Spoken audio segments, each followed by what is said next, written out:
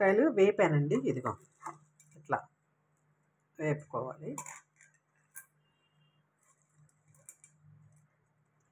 వేపుకున్న తర్వాత ఇది కొబ్బరి గీకాను బాగా, అంటే దాన్ని బాగా చేసినాక ఇదిగో వెల్లుల్లిపాయలు వేసాను. వెల్లుల్లిపాయలు వేసుకున్నాక ఉప్పు ఎక్కువ అక్కర్లేదండి, ఉప్పు కొద్దిగా వేసుకుంటే సరిపోతుంది. ఎందుకంటే దీంట్లోకి ఉప్పు కావాలి. ఆల్రెడీ మనం దీంట్లో ఉప్పు పసుపు వేసి ముక్కలను కొద్దిసేపు నానబెట్టాం కదా, అక్కర్లేదు.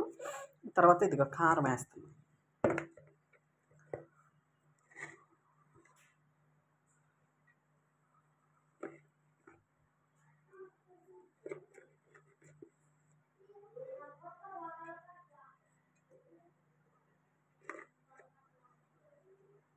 ఇవ్వండి కారం సరిపోతుంది. కారం ఇప్పుడు ఈ కారం వెల్లుల్లి కారం ఏంటంటే గోరుచిక్కుడుకాయలు ఉడకబెట్టాను. ఇప్పుడు ఈ ముక్కలు కోసుకుంటా, సన్న ముక్కలు, అంటే సైడ్ అమ్మటే తీసేసి ఉడకబెట్టాను. దీంట్లో కూడా ఈ కొబ్బరి కారం వేస్తాను అనమాట, గోరుచిక్కుడుకాయల్లోకి. అందుకనే అంత తీసుకున్నాను, సరిపోద్ది. ఇప్పుడు చూపిస్తాను మీకు. తాలింపు వేసాను.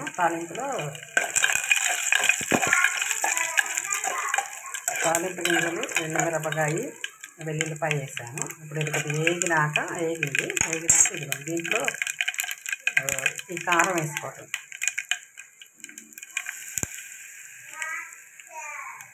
కారం వేసారు కదా, ఒక్కసారి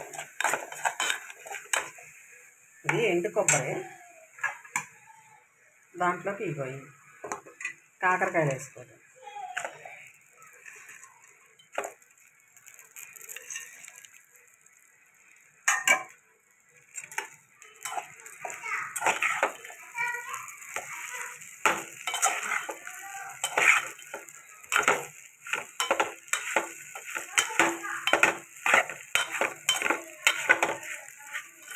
కొబ్బరి సరిపోలేదు అనుకోండి, కొద్దిగా కొబ్బరి వేసుకోవచ్చు.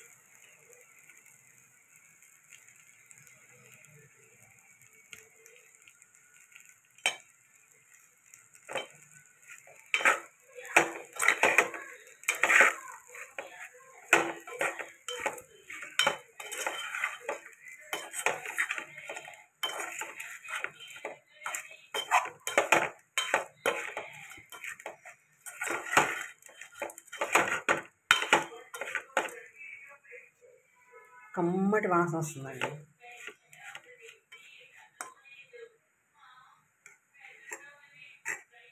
చాలు కొబ్బరి కారం కదా, కొద్దిగా సరిపోతుంది.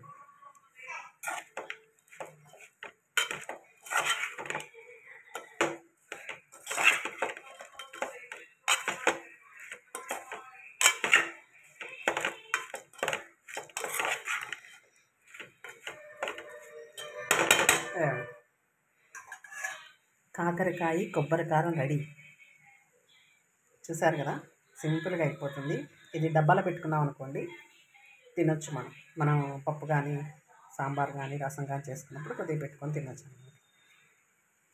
నా వీడియోస్ చూస్తున్న అందరికీ థ్యాంక్ యూ సో మచ్ అండి.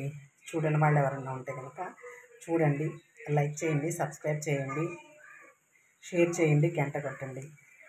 సబ్స్క్రైబ్ చేసుకునే వాళ్ళు ప్లీజ్ చేసుకోండి. చేసుకోవడం మూలాన ఏమవుతుందంటే నాకు ఇంకా యాడ్ అవుతారు, చాలామంది జనం యాడ్ అవుతారు, వాళ్ళు కూడా చేసుకుంటారు మిమ్మల్ని చూసి. ప్లీజ్ చేసుకోండి. Thank you so much.